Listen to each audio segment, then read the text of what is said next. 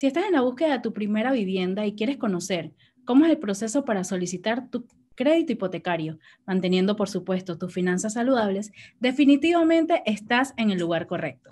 Hoy tenemos unos expositores de lujo que darán claridad a cada una de sus consultas. Para iniciar, les presentamos el siguiente video que les muestra los conceptos básicos y algunos consejos para comenzar con esta buena práctica. Seguido de ello, los dejo con Marcos Reina, quien también nos acompaña en esta interesante sesión.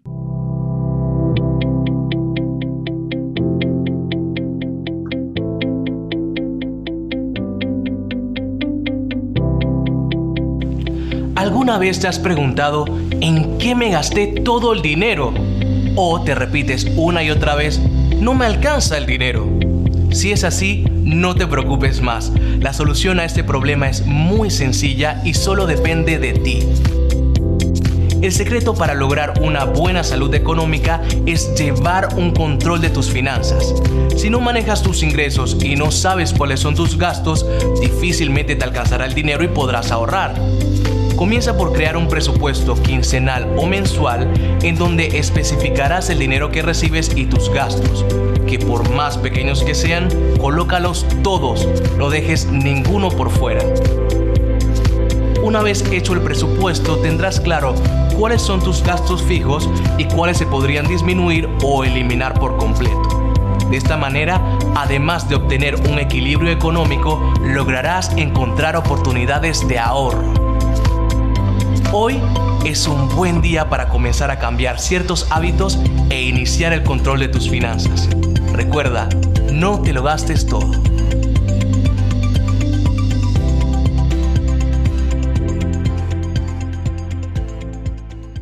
La compra de una vivienda te brinda la posibilidad de invertir tu dinero de manera segura. Sin embargo, existen diversos factores que pueden beneficiarte o perjudicarte al momento de la transacción. Soy Marcos Reina y como parte de nuestro programa Mis Finanzas Trascienden de Caja de Ahorros, les doy la bienvenida al webinar Finanzas Sanas, conceptos clave a la hora de recibir tu crédito hipotecario. Un espacio donde te brindaremos el conocimiento y las herramientas necesarias para que realices una compra inteligente y mantengas el control de tus finanzas. Gracias a la colaboración de la Fundación de Caja de Ahorros de Alemania para la Cooperación Internacional. Le damos la bienvenida a nuestros expositores Alexandra Rivera y Olimpo Quintero. A todos le damos una cordial bienvenida al webinar Finanzas Sanas, conceptos claves a la hora de recibir tu crédito hipotecario. Olimpo Quintero y mi persona, Alexandra Rivera, estaremos brindándole información muy valiosa para que ustedes puedan hacer la compra de su vivienda de manera informada y mantener sus finanzas sanas. Buenas noches, Olimpo.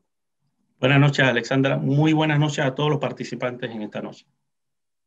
Gracias. Para dar inicio a la presentación, es importante que ustedes sepan que la compra de una vivienda está dividida en 3 etapas.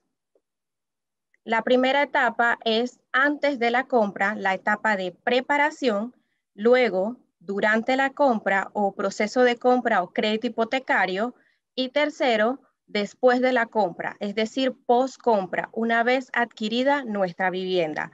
Nosotros estaremos brindando la información importante para cada una de estas etapas. Vamos a iniciar con nuestra etapa de preparación. Para ello, lo primero que debemos tomar en cuenta es identificar nuestras necesidades. Es decir, ¿qué necesito yo que tenga mi vivienda? Para ello, es importante que nosotros hagamos una lista de necesidades y apoyarnos con ciertas preguntas. Por ejemplo, ¿qué ubicación deseo yo que tenga la vivienda? Identificar cuáles son las zonas en donde me gustaría que estuviera mi vivienda. Segundo, ¿tengo acceso a transporte público? Es importante que veamos si nuestra vivienda tiene este acceso. Tercero, ¿tengo acceso a supermercados, farmacias, centros comerciales, parques y demás? ¿Quién y dónde cuidarán a mis hijos? En caso tal tengamos niños, es importante que tomemos en consideración este punto. También necesito mucho espacio. ¿cuántos cuartos necesito? O si en un futuro yo deseo tener algún micronegocio en mi casa y necesito el espacio, es algo que debo de contemplar desde un inicio en mi etapa de preparación en la identificación de nuestras necesidades. También es importante que veamos si queremos una casa o apartamento. Si esta casa va a estar en un complejo cerrado o si es un apartamento, tenemos que tomar en consideración que esto tiene otros gastos. Una vez identificadas nuestras necesidades, vamos a hacer una lista de propiedades. Esta lista va a estar basada en las necesidades que hemos identificado anteriormente. Vamos a colocar todas las viviendas que cumplan con las necesidades previamente identificadas. Una vez yo cuente con esta lista de propiedades, entonces es hora de armar un presupuesto. La lista de mis propiedades debe contener el precio de venta para que yo lo pueda tomar en consideración al momento de armar nuestro presupuesto. ¿Qué es un presupuesto? Presupuesto, como dice la palabra, es presuponer que algo sucederá. En este caso, en cuanto a nuestras finanzas, es estimar qué va a suceder en cuanto a mis finanzas. Lo primero que vamos a colocar en nuestro presupuesto son los ingresos. Mis ingresos y los ingresos de mi pareja o la persona con quien yo esté optando comprar esta vivienda. Una vez tengamos esta información, entonces debemos colocar nuestros gastos. ¿Qué gastos vamos a contemplar? Los compromisos de pago que yo tengo actualmente, es decir, préstamos de auto, préstamos personales, tarjetas de crédito, todos los compromisos de pago que yo tengo en este momento. También gastos como gasolina, corredor, posibles servicios que yo voy a adquirir en mi nueva vivienda, ya sea luz, agua, teléfono, cable, internet. Todo esto lo vamos a colocar en el presupuesto. Recuerden que estamos estimando cuánto vamos a necesitar. Bien, si es un complejo cerrado o un apartamento, necesitamos contemplar el gasto de mantenimiento. También, en base a nuestro precio de venta, nuestro abono inicial y los gastos legales. Una vez nosotros tengamos en nuestro presupuesto los gastos contemplados, yo voy a poder conocer realmente cuál es mi capacidad de pago, que no es lo mismo que el porcentaje de endeudamiento que vamos a explicar más adelante. Este presupuesto me va a ayudar a mí a conocer realmente cuál es la capacidad que tengo yo para hacer pago o para hacer frente a esta nueva adquisición. Nuestra recomendación es que ustedes, en cuanto al abono inicial y gastos legales, ahorremos estos dos gastos que vamos a tener contemplando lo siguiente. El abono inicial es un dinero que se le debe pagar a la promotora o al vendedor, dependiendo del precio de venta de la vivienda y si es una vivienda de primera o es una vivienda de segunda. Ese abono inicial va a ir desde el 2% hasta el 10%. En cuanto a los gastos legales, es importante saber que este gasto se le paga al banco, ¿sí? Y en muchas ocasiones el abono inicial y los gastos legales, si la vivienda está en construcción, se puede ir pagando por cuotas al promotor como al banco. Pero si es una vivienda de entrega inmediata, no ocurre de esta forma y ya yo tengo que contar con ese dinero. Por eso es muy importante que nosotros nos preparemos para esta compra y ahorremos el abono inicial y los gastos legales. Una vez ya estuvimos conversando que teníamos nuestro presupuesto, ¿bien? Habíamos hecho una lista en base a necesidades. Luego hicimos el presupuesto. Ahora es importante que afinemos la lista de propiedades, tomando en cuenta las necesidades previas y el presupuesto que estuvimos levantando, ya que allí es donde realmente nos damos cuenta la capacidad de pago que tenemos y debemos afinar nuestras listas y ver cuáles son las viviendas que realmente yo puedo aplicar y voy a poder hacer los pagos cómodamente. Esta lista, una vez afinada, como resultado debemos tener al menos de 4 a 6 viviendas que vamos a visitar para confirmar que cumplen con todas nuestras necesidades previamente establecidas. Cuando nosotros preparamos el presupuesto, colocamos los compromisos de pago o las deudas que nosotros tenemos actualmente, ¿sí? Esta información nos ayuda a nosotros a conocer el estado actual de nuestras finanzas. Entonces, vamos a poder ver también nuestro porcentaje de endeudamiento, que no es lo mismo que la capacidad de pago. En el porcentaje de endeudamiento es importante que ustedes tomen en cuenta la institución financiera, el tipo de crédito que tenemos, ya sea crédito de auto, crédito personal, la mensualidad que pagamos a ese préstamo y la fecha de pago. Una vez nosotros contemplemos toda esta información, vamos a listar, recuerde, todas las deudas que mantenemos actualmente, vamos a conocer cuál es nuestro total de compromiso. En el ejemplo que estamos viendo en pantalla tenemos 105 balboas de total de compromiso. Ese total lo voy a ver contra mi ingreso mensual. En este caso son 900 balboas. Lo que vamos a hacer es lo siguiente. Vamos a hacer la siguiente fórmula.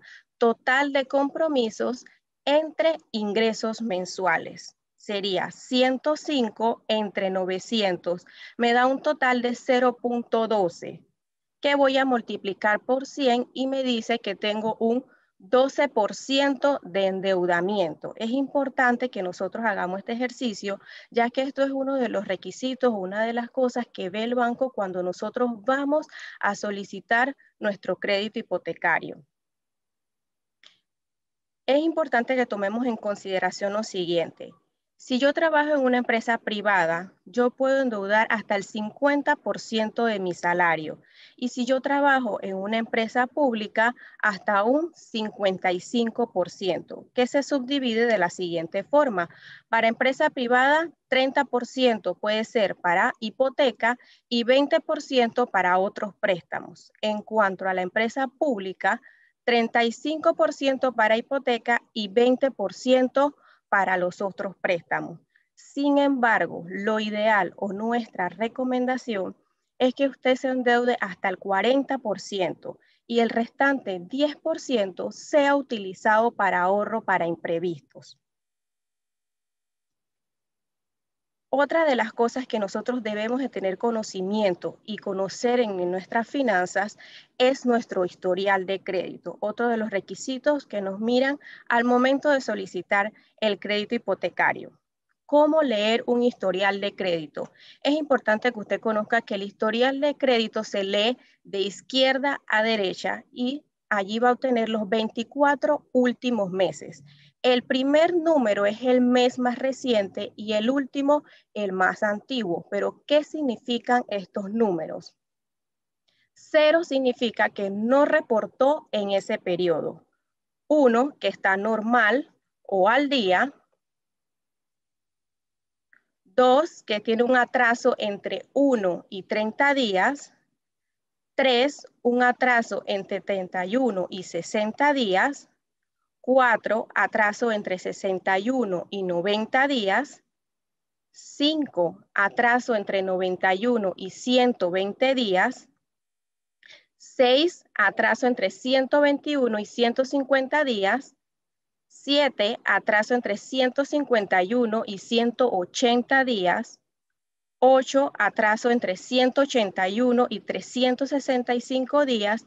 Y 9, mayor a 365 días. Es importante que nosotros estemos monitoreando nuestro historial de crédito y mantengamos nuestros pagos al día. Por eso es importante hacer la lista que vimos anteriormente. ¿Cuáles son mis deudas? ¿Cuáles son las fechas de pago? Y mantener nuestros pagos al día para que nuestro historial de crédito no se vea afectado. Existen algunos bancos, algunas instituciones financieras que ven el historial de crédito y otros el score o puntaje de crédito. Son dos cosas totalmente diferentes. El score o puntaje de crédito toma en cuenta sus movimientos financieros de los últimos 12 meses y contempla lo siguiente. Un 30%, cantidades endeudadas. ¿Cuánto debe en total entre todos sus créditos? 15% de duración de su historial de crédito. 10% de sus tipos de crédito. ¿Qué tipos de crédito tiene usted en el momento? El otro 10%, las consultas o solicitudes o cotizaciones que usted ha hecho de crédito. Y el último, 35% del historial de pago. En el score o puntaje toman en consideración el historial de pago. Sin embargo, es solamente un elemento. Aquí se toman en consideración comportamientos financieros de las personas, como las cantidades, su duración o el tiempo que tiene de tener una deuda, los tipos de crédito que tiene y las consultas que ha hecho de crédito. Entonces, es importante ver cuál de estos dos son los que está tomando en consideración la institución financiera a la que usted se acerca. Ambas van a tomar en consideración el porcentaje de endeudamiento y unas toman en consideración el historial de pago y otras el score o puntaje. Con estos componentes se realiza una fórmula y les va a dar un puntaje que por lo general va de 300 a 850. ¿Bien? Esta escala que les voy a mostrar a continuación es una escala modelo. Sin embargo, las diferentes instituciones toman la escala y la modifican de acuerdo al nivel de riesgos que ellos están dispuestos a absorber. De 300 a 579 significa desfavorable. De 580 a 669, aceptable. De 670 a 739, bueno. De 740 a 799, muy bueno. Y de 800 a 850 significa excelente. Es decir, entre más alto es el puntaje, mejor. Entonces, ustedes deben tener conocimiento de cómo está su historial de crédito, cómo está su score o puntaje y ver si necesitamos hacer algunos ajustes antes de solicitar un crédito hipotecario. Es importante que nosotros tomemos en consideración todos estos puntos que hemos visto para entonces estar preparados para nuestra siguiente etapa, que es durante o el proceso de crédito hipotecario. Y para ellos nos va a ayudar Olimpo. Muchas gracias, Alexandra. Acabamos de ver una de las etapas más importantes al momento de adquirir su vivienda, que es los pasos previos antes de poder solicitar su crédito hipotecario. Ya vimos los criterios que deben tomar las personas para seleccionar la vivienda que desean comprar. Ahora vamos a pasar al proceso del crédito hipotecario. Desde la perspectiva del cliente vamos a mostrar todos los pasos en donde el cliente tiene un nivel de participación importante. Ya que seleccionamos nuestra vivienda a que queremos comprar, lo siguiente que debemos hacer es acercarnos a ese banco que esperamos pues haga ese financiamiento. Y para eso pues vamos a la primera etapa, que es la cotización del crédito hipotecario. En esta etapa el banco le va a solicitar algunos datos mínimos, por ejemplo, lugar de trabajo, los años de servicio, la edad que tiene el cliente, el precio de venta de esa propiedad que desea adquirir, entre otros. Con esa información mínima y adicional a la autorización de las referencias de crédito, el banco puede hacer un preanálisis de su condición de crédito y le va a dar la mensualidad estimada de la hipoteca que quiera adquirir con nosotros en este caso. Si usted acepta esa cotización y se ajusta a las necesidades que vimos hace un momento, el siguiente paso dentro del proceso es la solicitud de crédito. En la siguiente vamos a ampliar un poco más qué requisitos se van a solicitar en la solicitud de crédito. Como vemos, adicional a completar la solicitud de crédito y donde se completan unos datos básicos de la persona, le solicitamos la proforma o contrato de compraventa de la promotora o vendedor. Y en el caso de vivienda usada, pues vamos a solicitar un avalúo de la propiedad que desea adquirir. Adicional a estos documentos, si usted es una persona asalariada, por ejemplo, le vamos a solicitar su cédula de identidad personal que debe estar en buen estado y vigente. La carta de trabajo de su empleador, en donde se detalla el cargo que tiene, el salario y sus deducciones, y desde qué fecha está laborando para esa empresa. Adicional, le pedimos el último talonario de pago actualizado para comprobar ese salario que devenga usted en la empresa y la ficha del Seguro Social para confirmar los años de servicio que tiene en la empresa. A nivel de estabilidad laboral, para empresa privada, usualmente se solicitan 2 años en el empleo y si es una entidad gubernamental, le estamos solicitando hasta 1 año en el empleo actual. Sin embargo, si usted es una persona independiente, entonces le vamos a solicitar su documento de identidad personal también, 2 declaraciones de renta de los años con su respectivo recibo de pago, 2 cartas de referencias comerciales y personales relativas a la actividad que usted se dedica y los paisalos de esas declaraciones de renta que son verificadas también en la página web de la DGI. Si usted es una persona extranjera con residencia en Panamá, entonces le vamos a solicitar ese carnet de residente permanente emitido por el Tribunal Electoral. Si es asalariado, le vamos a solicitar la carta de trabajo con sus deducciones y 2 últimos talonarios de pago.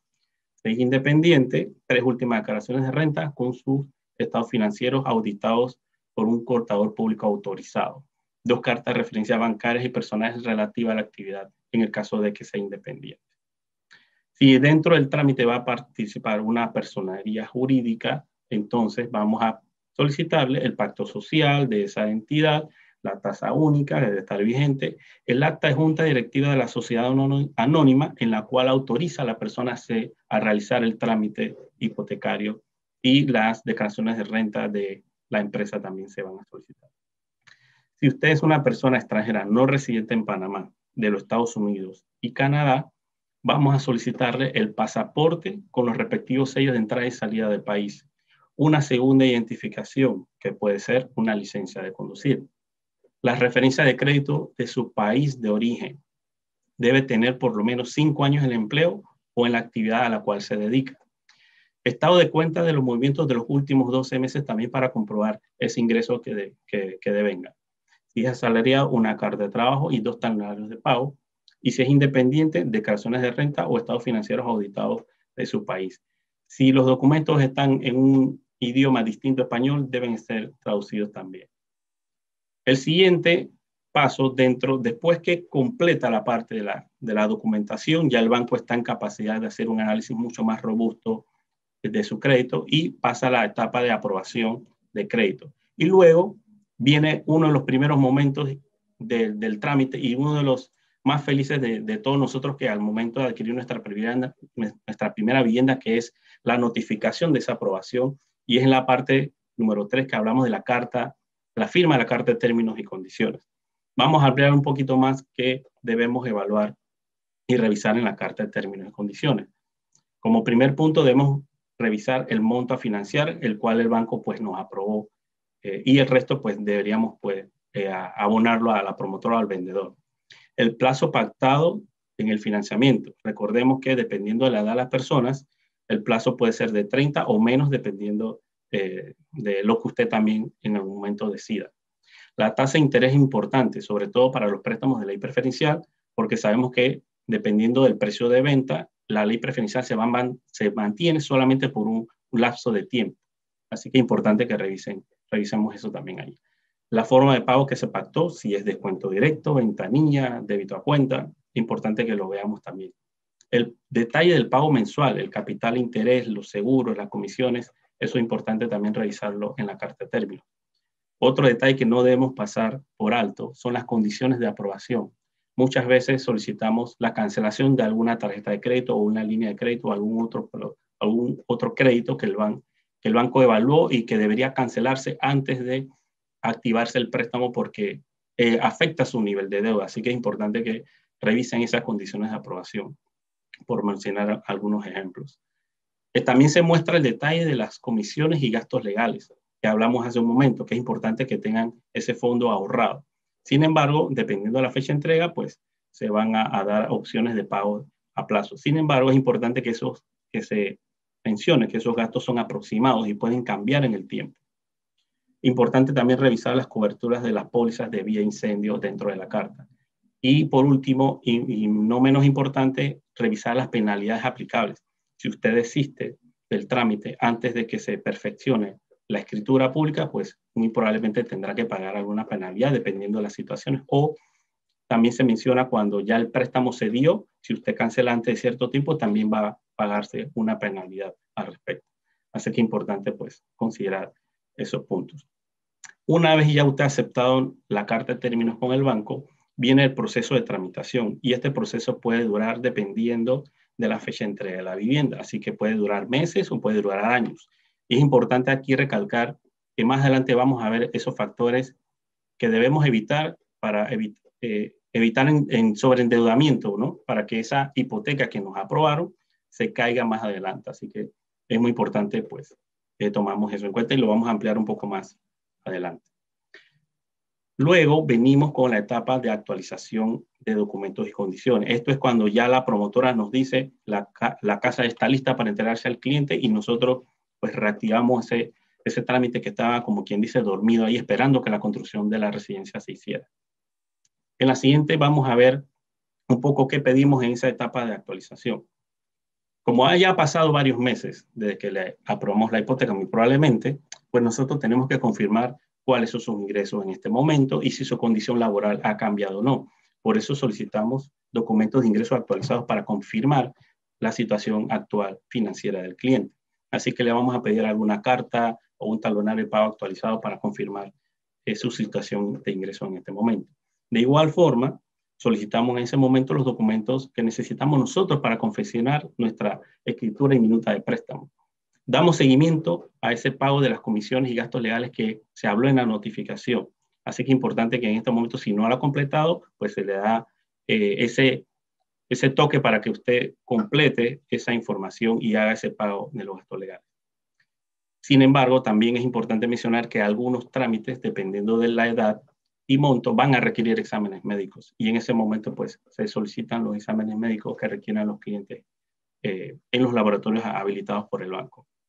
De igual forma, se solicita un avalúo de la propiedad para confirmar si ya está terminada, qué otros avances relativos a la propiedad están en ese momento. Y continuamos al siguiente paso, que sería nuestra confección y firma de la escritura pública. Allí vamos a ver los siguientes datos. Por ejemplo, vamos a gestionar los documentos que requiere el banco para confeccionar esa escritura y poderla llevar a cierre notarial e inscripción en el registro público. También vamos a gestionar la aprobación del descuento directo para los casos que así se aprobaron dicha forma de pago. Verificamos los datos de la finca, sobre todo en las propiedades horizontales, para ver los valores que se registraron antes de poder hacer la inscripción. También se valían los clientes que poseen beneficios de ley preferencial. Recordemos que no podemos inscribir un préstamo de ley preferencial si ya el cliente mantenía uno, así que eso también lo verificamos en ese momento. Ya una vez confeccionada nuestra escritura pública, entonces procedemos a hacer los trámites para la gestión de la firma, tanto del cliente, el vendedor o inmobiliaria, muy probablemente un banco interino, y en este caso, pues nosotros encajadores también firmaríamos esa escritura pública. Luego, una vez ya finalizada esta etapa, pasamos a lo que sería nuestra última etapa y es el segundo momento de felicidad que todos tenemos al momento de adquirir nuestra propiedad, que ya sería el desembolso. En este paso, pues ya se inscribió la escritura en el registro público y se prepara la instrucción del desembolso y la creación del préstamo en el sistema del banco. Se informa a la promotora que ya se realizó el desembolso y que los fondos ya están disponibles para ellos. Y muy probablemente en algunos casos pues la promotora contacta al cliente para la entrega de las llaves de su vivienda. Asimismo, nosotros también informamos al cliente el detalle de su número de préstamo, la mensualidad que tiene que pagar y las fechas de pago de esa hipoteca. Aquí vamos a ver el proceso completo de cara a lo que interviene muy puntualmente el cliente.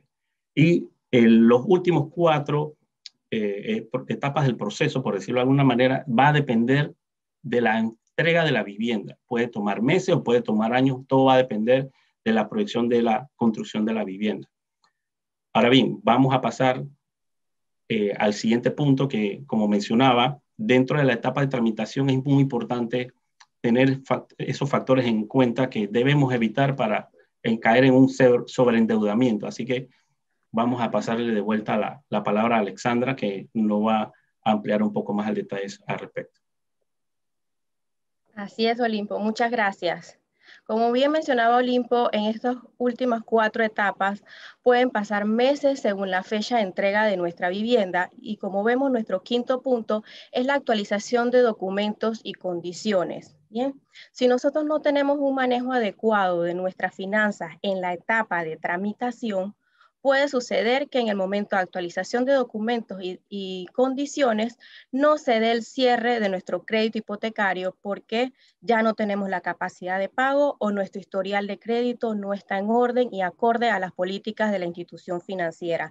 Entonces es necesario que tomemos en cuenta lo siguiente para evitar esos factores de sobreendeudamiento. Primero, nuestro estilo de vida. Sostener un estilo de vida superior a mis ingresos me puede llevar al sobreendeudamiento. Segundo, los gastos innecesarios. ¿Cuáles son las cosas en las que gastas y no necesitas para vivir? Tercero, incremento de la deuda. ¿Cómo adquieres nuevas deudas? ¿Qué tomas en consideración? Vamos a ver el primero, el estilo de vida. Vamos a ver una comparación. Si yo tengo mis ingresos y yo sostengo un estilo de vida superior a mis ingresos, ¿qué suele suceder? Que esa brecha usualmente la financio a través de deudas. Entonces caigo en un estado de sobreendeudamiento. ¿Qué es lo ideal? Que mis ingresos, mi estilo de vida, perdón, esté por debajo de mis ingresos y la brecha entonces yo la utilice para ahorros para imprevisto o para ahorros para metas de ahorro que yo tenga propuestas. Entonces tenemos que tener mucho cuidado con nuestro estilo de vida, no tratar de sostener un estilo de vida superior a los ingresos que tenemos. Nuestro segundo factor, hablamos de gastos innecesarios. Debemos evitar esas compras impulsivas o esas compras emocionales y también los gastos hormiga que hemos escuchado en varias ocasiones. Esos pequeños gastos innecesarios que hacerlos reiteradamente afectan nuestro presupuesto y se convierten en una gran fuga de dinero. Debemos tener mucho cuidado para no caer con ellos en un sobreendeudamiento. Tercer factor, el incremento de la deuda. Debemos tener en consideración la vida útil del bien que vamos a comprar. Por ejemplo, en un caso de una vivienda, la vida útil es de 80 años o más y el crédito o la deuda de 30 años. Es decir, que tenemos una ganancia de 50 años en este tipo de bien. Sin embargo, si vemos en el caso de un celular, la vida útil usualmente regula entre 1 año y si nosotros tomamos un crédito a 2 años para adquirir ese celular, tenemos una pérdida de 1 año. Entonces, cuando vamos a tomar un crédito, es sumamente importante que miremos la vida útil del bien.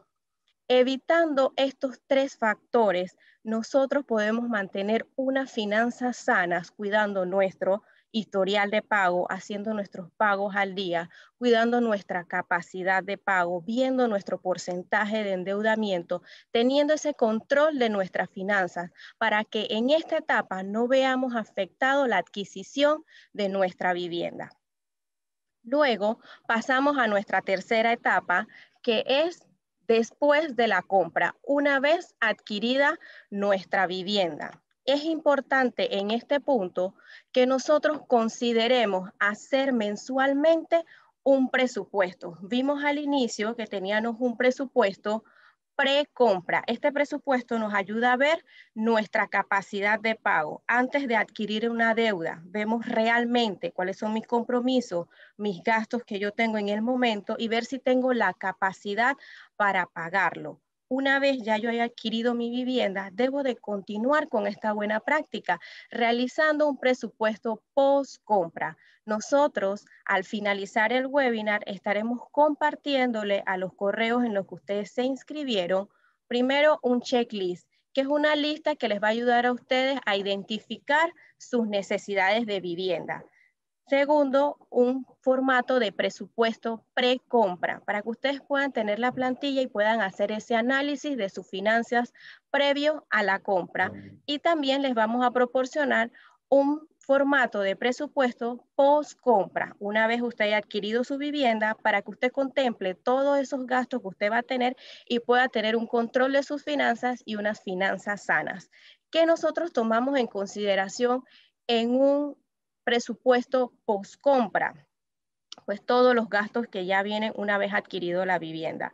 Ya vamos a tener la hipoteca. Si tomamos un apartamento o casa en complejo cerrado, tenemos cuota de mantenimiento y todos los factores que ustedes pueden ver ahorita en pantalla. Eso es lo que ustedes van a recibir en el formato de presupuesto por post compra. Es importante que ustedes sepan que el presupuesto, como estuvimos conversando, es presuponer, es estimar. Entonces vemos que tenemos el gasto ahora, es decir, completamos el presupuesto este mes y vamos a tener un nuevo plan para el siguiente mes, ¿sí? En ese mes, mientras vas transcurriendo, yo necesito tener un control financiero, ver si realmente yo me estoy apegando a ese presupuesto, y para eso podemos apoyarnos de la tecnología. Existe un app que se llama Yo y mi Dinero. En el chat le estaremos colocando el enlace de descarga directo para que ustedes puedan tener acceso a este programa. ¿Bien? Esta app funciona de manera gratuita, sin conexión a internet. Se almacena en su celular la información, o sea que más nadie va a tener acceso a ella.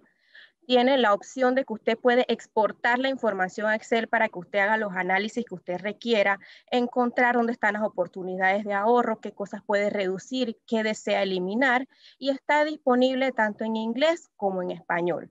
Nos permite identificar nuestros ingresos y egresos, conocer cuánto y en qué estamos gastando, que es sumamente importante para poder tener el control de nuestras finanzas.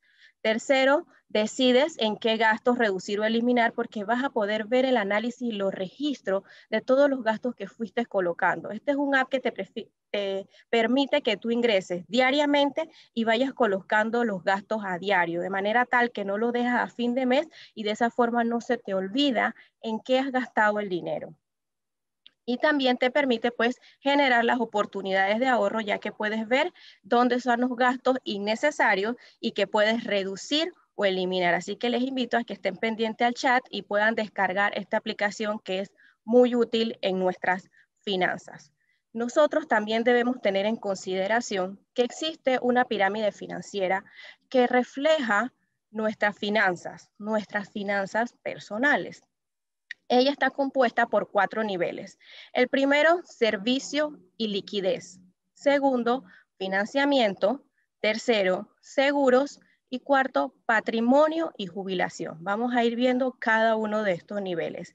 El primero es servicio y liquidez. Este nivel contiene todos los productos y servicios que permiten transferir o recibir dinero y manejar la liquidez a corto plazo, es decir, nuestras cuentas de ahorro, nuestras bancas en línea, las tarjetas de créditos que nos permiten manejar la liquidez a corto plazo. ¿Cuáles son las recomendaciones en este primer nivel? Que usted cuente con una cuenta de transacciones y al menos una cuenta de ahorro para afrontar imprevistos, y que esta cuenta tenga de 1 a 2 sueldos netos en la misma. Es decir, si yo tengo un ingreso mensual, mi salario es de 800 balboas, yo debo de tener al menos de 800 a 1.600 en esta cuenta para enfrentar imprevistos, y que utilices una cuenta de ahorro para cada meta significativa. Si, por ejemplo, yo quiero viajar, y quiero hacer remodelaciones a mi hogar, entonces yo debo tener una cuenta de ahorro para cada una de estas metas y ver cuánto llevo yo ahorrado, y de esa manera puedo ir monitoreando cuánto es el ahorro que tengo en cada una de ellas. En nuestra siguiente etapa tenemos el financiamiento. Este nivel se enfoca en los proyectos por los cuales los clientes, en la mayoría de los casos, requieren un financiamiento. ¿Cuáles son nuestras recomendaciones? Que usted utilice el crédito para necesidades, no para deseos. Por ejemplo, quiero remodelar mi casa para que se me vea más bonita, es un deseo. Si necesito hacer una reparación en mi casa porque tengo un problema en el sistema eléctrico, el sistema de tuberías, eso es una necesidad y requiero hacerlo en corto plazo, y si no tengo el dinero, pues posiblemente tenga que recurrir a un financiamiento. Optamos por un financiamiento cuando es mejor solicitar un crédito que esperar a ahorrar la misma cantidad. Por ejemplo, para la compra de un vehículo, puede ser que demore mucho tiempo ahorrando esa cantidad de dinero y deba recurrir a un financiamiento. Lo recomendable es que cada inversión debería ser respaldada por un aporte propio, o sea, un abono de nosotros, entre el 20 y 50%, dependiendo de la inversión a realizarse. Es decir, en mi préstamo de autos, que yo pueda dar un abono inicial entre el 20 y el 50%. En nuestra siguiente etapa tenemos los seguros. Este nivel contiene todos los productos que ayudan a asegurar lo que ya usted tiene. ¿Cuáles son nuestras recomendaciones? Que usted realice un mapa de riesgo personal o familiar contemplando posibles enfermedades que pueda haber, por ejemplo, en nuestra familia, que usted contrate seguros para posibles riesgos que podrían dar y que pueden generar daños que desequilibren su finanza, y que usted asegure su vivienda. Usualmente en los préstamos hipotecarios viene un seguro de vida y un seguro de incendio. Bien, solo tenemos que ver cuál es la cobertura de estos seguros en cuanto a mi vivienda y ver si yo requiero tener otro tipo de seguro para que mi vivienda o ese patrimonio que yo estoy adquiriendo pueda estar realmente pues asegurado. Y nuestro último nivel es el patrimonio y jubilación. En este nivel entonces tenemos todos los productos que permiten crear un patrimonio a largo plazo y preocuparse de la tercera edad o jubilación. En este nivel están ubicadas nuestras viviendas, ya que es un bien que no se devalúa, sino más bien que con el tiempo adquiere más valor. También tenemos los plazos fijos y que usted se prepare en un ahorro a futuro para esa jubilación. ¿Cuáles son nuestras recomendaciones? Que usted considere que su fuerza de trabajo y física se irán reduciendo con el tiempo. Entonces tenemos que prepararnos para esa etapa dorada, para esa etapa de jubilación, y que no vivamos esperanzados a herencia de familiares, sino que nosotros tengamos nuestros ahorros, tengamos nuestro patrimonio, nuestra vivienda, para cuando lleguemos a esta bella etapa estemos preparados. Bien, contemplando evitar los factores, tener nuestro presupuesto, tener un control financiero que me permita ver si yo me estoy apegando a mi presupuesto, y tomando en consideración todas las recomendaciones que le hemos dado en cuanto a la pirámide financiera, tenemos que tomar en cuenta también las siguientes reglas de oro. Primero, ejercitemos el hábito del ahorro. Desarrollemos este hábito para cubrir nuestro abono inicial y gastos legales. Segundo, cuidemos nuestro historial de pago. Realicemos los pagos de nuestro compromiso en las fechas pactadas. Nosotros debemos hacer nuestra lista de deuda con nuestras fechas y tener siempre en cuenta cuáles fueron las fechas pactadas para no atrasarnos. Recordemos cuando vimos el historial de crédito que cada día representa un número diferente, ¿sí? Entonces necesitamos estar conscientes que requerimos estar en uno, en normal y al día. Siguiente recomendación, presupuesto. Presupuestémonos antes de comprar nuestra vivienda, en esa etapa de preparación, y también una vez adquirida nuestra vivienda es importante elaborar un presupuesto mensual para administrar de manera correcta nuestro dinero y que no sea el dinero el que nos administre a nosotros. Y por último, acerquémonos a las instituciones financieras. Si nosotros tenemos dudas, queremos hacer alguna consulta, es importante que vayamos a nuestra institución financiera, donde nos van a facilitar la información que requeremos conocer sobre el manejo de nuestro crédito hipotecario, y de esa forma evitar vernos pues perjudicados en nuestra etapa de tramitación, y que no se vaya a concretar la compra de nuestra vivienda. Tomemos en cuenta todos estos consejos y hagamos realidad el sueño de tener un hogar propio.